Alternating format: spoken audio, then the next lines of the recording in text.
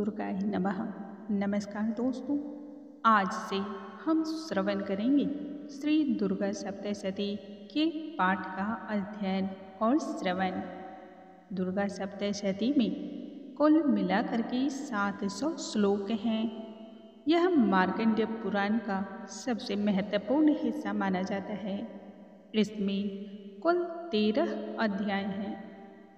इन श्लोकों को 3 भागों में विभक्त किया गया है। प्रथम चरित्र, जिसमें महाकाली की आराधना होती है। मध्यम चरित्र, जिसमें महालक्ष्मी की आराधना की जाती है। और उत्तम चरित्र, जिसमें माँ सरस्वती की आराधना की जाती है।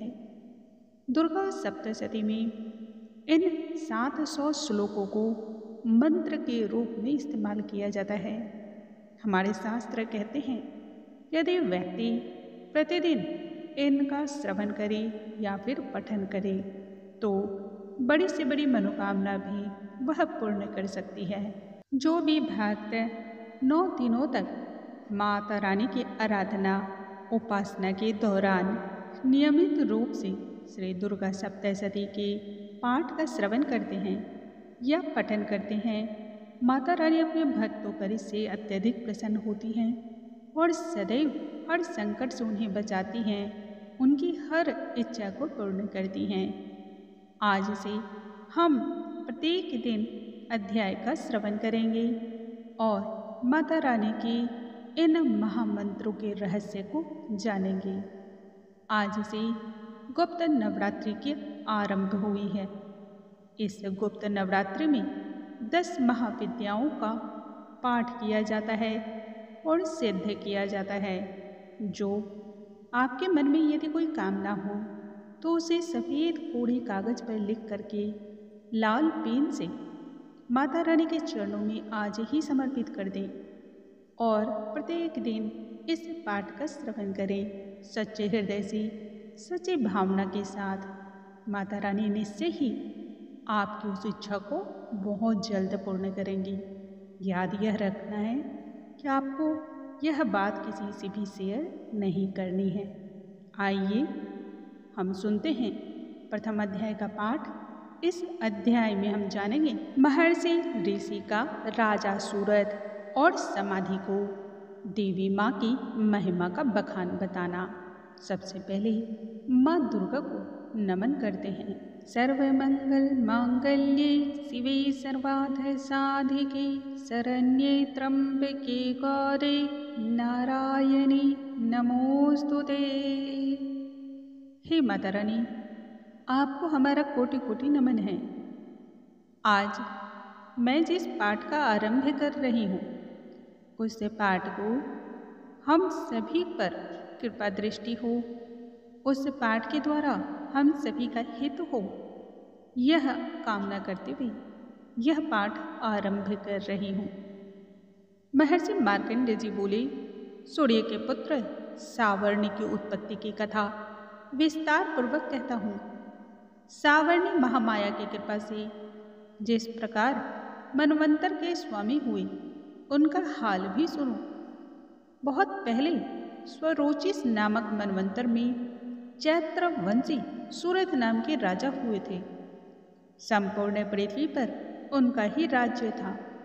वह प्रजा को अपने पुत्र की भांति मानते थे।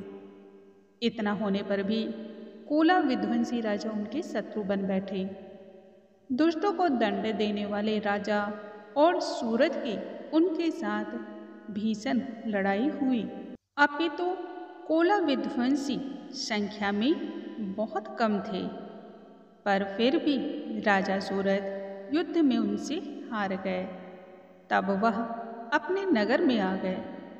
केवल अपने देश का राज्य ही उनके पास रह गया था और वह उसी देश के राजा होकर के अपने राज्यभार को संभालने लगे। परंतु शत्रुओं ने वहाँ भी उनका पीछा ना छोड़ा और वहाँ भी आक्रमण किया। राजा को बलहीन देख करके उसके दुष्ट मंत्रियों ने ही राजा की सेना और खजाना को अपने अधिकार में कर लिया। इससे राजा कमजोर पड़ गया। तब राजा सूरत अपने राज्य अधिकार को हार कर शिकार खेलने के बहाने घोड़े पर सवार होकर के वहाँ से निर्जन वन की ओर चल पड़े। उस वन में उन्होंने महर्षि मेधा का आश्रम देखा। महर्षि मेधा अपने शिष्यों के साथ तथा ऋषि मुनियों के साथ सुशोभित होकर के बैठे थे। उस जंगल में न जाने कितने ही हिंसक जीव रहा करते थे, लेकिन उनकी प्रवृत्ति बिल्कुल अलग थी, परम शांत भाव से रहा करते थे। राजा सूरज ने महर्षि मेघा को साष्टांग प्रणाम किया और महर्षि ने भी उनका उचित आदर सत्कार किया। राजा सूरज महर्षि के आश्रम में कुछ समय तक ठहरे। अपने नगर की ममता के आकर्षण से राजा बार बार मानसिक रूप से चिंतन करने लगे। पूर्व काल में पूर्वजों ने जिस नगर का पालन किया था वह आज मेरे हाथों से निकल गया है तथा मेरे दुष्ट और दुरात्मा मंत्री पता नहीं अब मेरे नगर की धर्मपूर्वक रक्षा कर रहे होंगे अथवा नहीं। मेरा प्रधान हाथी जो कि सदा मद की वर्षा करने वाला तथा सूरवीर था, न जाने बेरियों के बस में होकर के कौन कौन से दुख को भोग रहा होगा। मेरे आज्ञाकारी नौकर जो मेरी कृपा से धन और भोजन पाने से सदैव सुखी रहा करते थे तथा मेरी बातों का अनुचरण भी करते थे, वह अब निश्चय ही दुष्ट राजाओं का अनुसरण करते होंगे। अपने स्वभाव और आचरण के द्वारा मेरे द्वारा संचित किया हुआ खजाना एक दिन वह अवश्य ही खाली कर देंगे, क्योंकि व्यर्थ के धन को खर्च होती देर नहीं लगती है। इस प्रकार की बहुत सारी बातों को चिंतन करते हुए राजा निरंतर दुखी रहने लगे। एक दिन राजा सूरज ने महर्षि मेघा के आश्रम के निकट ही एक वैश्य को देखा। राजा ने तब उससे पूछा, भाई तुम कौन हो? यहाँ तुम्हारे आने का क्या प्रयोजन है? तुम मुझे शोकग्रस्त से और दुखी अनमने से दिखाई देते हो, इसका क्या कारण है? राजा के इस प्रकार के नम्र वचन को सुनकर के वैश्य ने राजा सूरज को प्रणाम किया और कहा, हे राजन, मेरा नाम समाधि है। मैं धनियों के कुल में उत्पन्न एक वैश्य हूँ। मेरे दुष्ट स्त्री और पुत्रों ने लोभवश मेरा सारा धन छीन दिया और मुझे घर से निष्कासित कर दिया। इस वजह से मैं दुखी होकर के इस वन में चला आया हूँ। यहाँ पर रहता हूँ, लेकिन मैं इस बात को नहीं समझ पा रहा कि घर में अब सब कुशल हैं अथवा नहीं। यहाँ मैं अपने परिवार के आचरण से संबंधित कोई भी समाचार नहीं प्राप्त कर सकता। पता नहीं वह किस हाल में है। मैं अपने पुत्रों के संबंध में तो यह भी नहीं जानता कि वह सदाचारी हैं अथवा दुराचार में फंसे हुए हैं। तब राजा सूरज उस वैश्य से कहते हैं, जिस धन के लोभ में आकर के स्त्री और पुत्रों ने तुम्हें घर से निकाल दिया, फिर भी तुम्हारा मन और चित्त उनसे ही प्रेम क्यों करता है? वैश्य ने कहा, तब मेरे विषय में आपका कहना बिल्कुल ही ठीक है, किंतु मेरा मन इतना कठोर नहीं है। यद्यपि उन्होंने धन के लोभ में पड़कर के पितृ स्नेह का त्याग किया और मुझे घर से निकाल दिया, तो भी मेरे मन में उनके लिए किसी भी प्रकार की कटु भाव नहीं आती है। हे महामते, मेरा मन फिर भी न जाने क्यों उनमें ही फंस रहा है। उस बात को मैं जानता हुआ भी नहीं जान पा रहा। मेरा चित्त सदैव उनके लिए दुखी है। इस प्रकार से दोनों वार्ता कर रहे थे। महर्षि मार्कंडेय जी आगे कहते हैं, हे ब्राह्मण, इसके पश्चात वह सूरज महाराज तथा वैश्य दोनों ही महर्षि मेघा के समीप गए और उनके साथ यथा योग्य न्याय संभाषण करके दोनों ने वार्ता आरंभ की। राजा बोले, हे भगवान, हे महामुने, मैं आपसे एक बात पूछना चाहता हूँ, सो आप कृपा करके मुझे बतलाइए। मेरा मन मेरे अधीन नहीं है, इससे मैं और भी अधिक दुखी हूँ। राज्य, धन आदि की चिंताएं अभी तक मेरे मन में बनी हुई है और मेरी यह ममता ज्ञानियों की तरह दिन ब दिन बढ़ती जाती है। यह समाधि नामक वैश्य भी अपने द्वारा अपमानित होकर के आया है, स्वजनों के द्वारा त्याग किया गया है, फिर भी ना जाने इनका हृदय क्यों उनसे हार्दिक प्रेम रखता है। हम दोनों अत्यंत ही दुखी हैं। हे महाभाग, उन लोगों के अवगुणों को देखकर भी हम दोनों के मन में उनके लिए ममता जनित आकर्षण उत्पन्न हो रहा है। ना जाने ऐसा क्यों हो रहा है। अज्ञानी मनुष्यों की तरह हम दोनों इस प्रकार की मूर्खता भला क्यों है।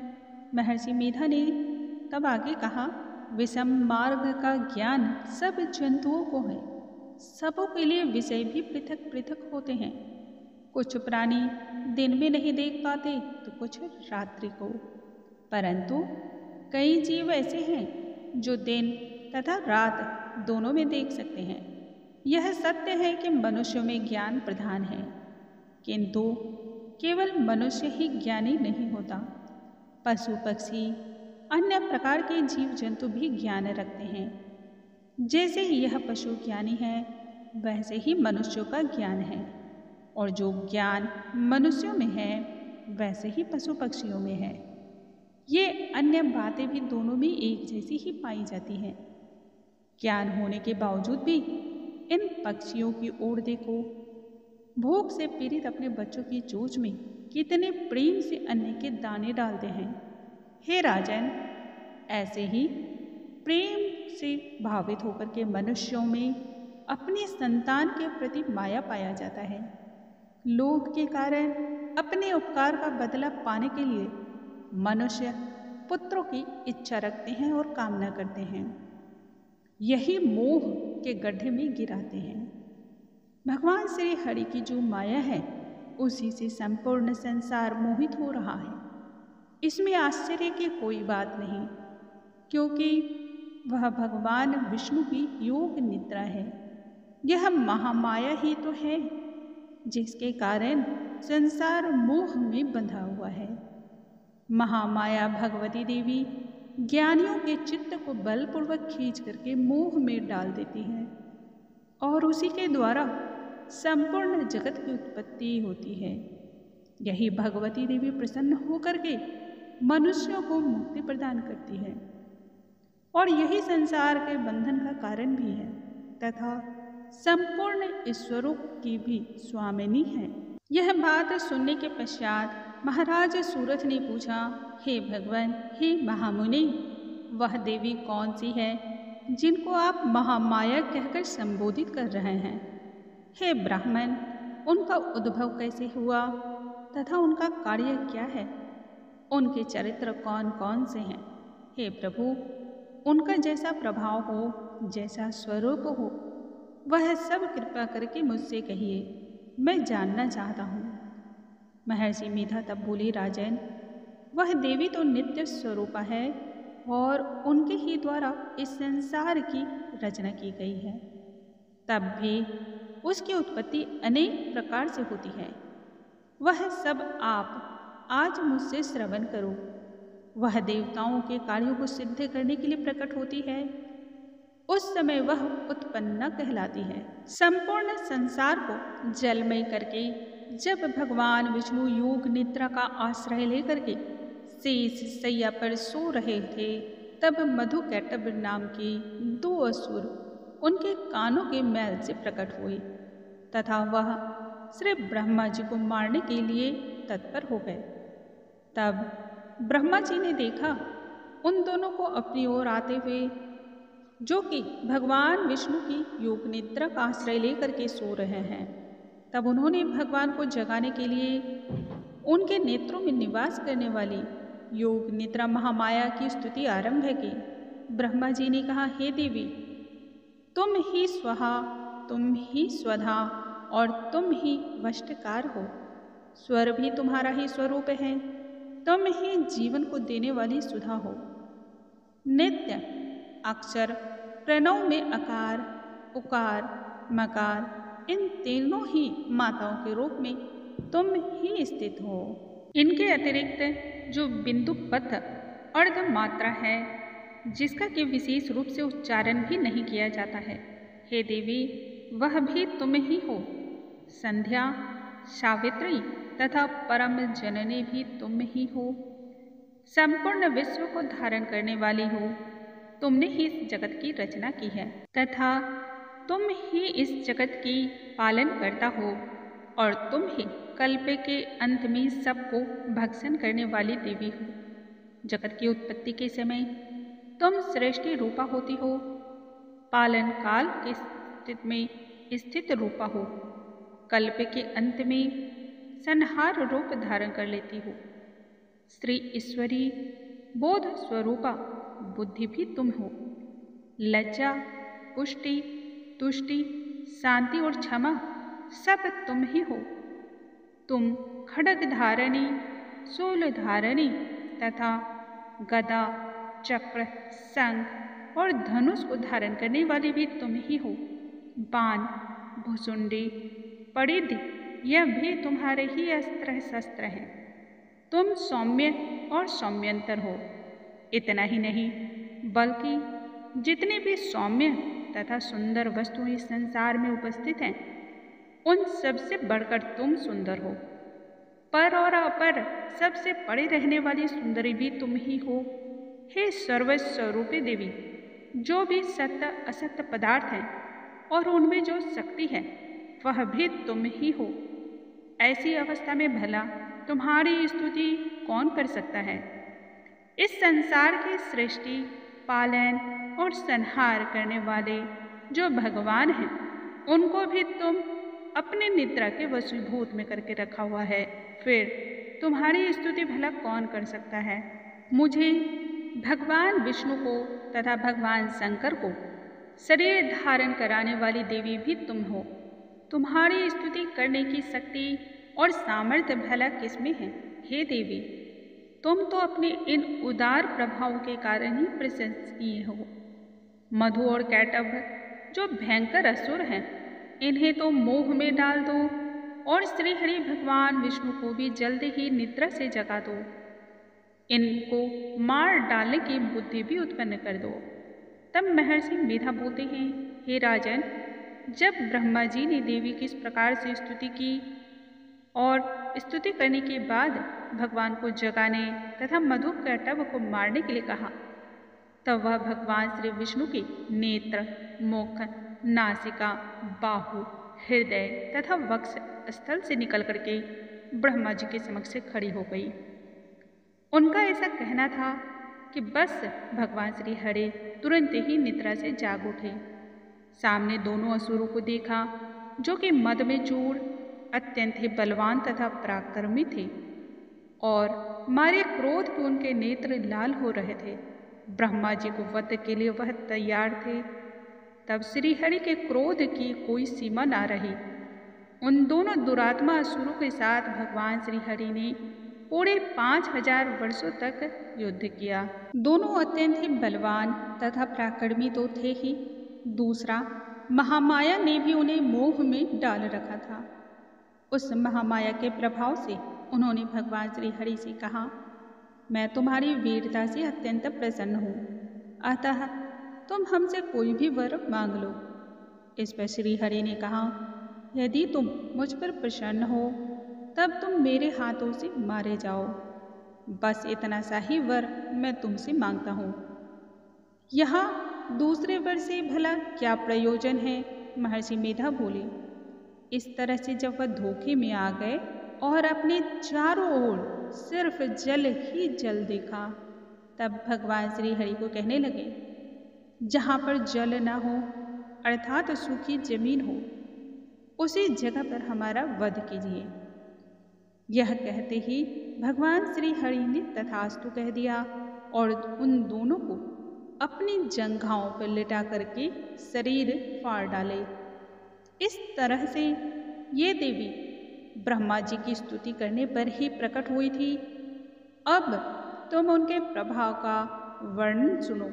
आज अब महादेवी के उस प्रभाव के वर्णन से तुम्हारे कानों में अमृत रस को घोलने वाली वह शक्ति स्वरूपा देवी की उत्पत्ति और उनके कार्य को हम आज सुनेंगे। इस प्रकार से दुर्गा सप्तशती पाठ के प्रथम अध्याय का समापन होता है। कल के वीडियो में हम सुनेंगे दुर्गा सप्तशती के आगे के अध्याय को और माँ दुर्गा की उपासना, आराधना, उनकी शक्ति के रहस्य को जानेंगे।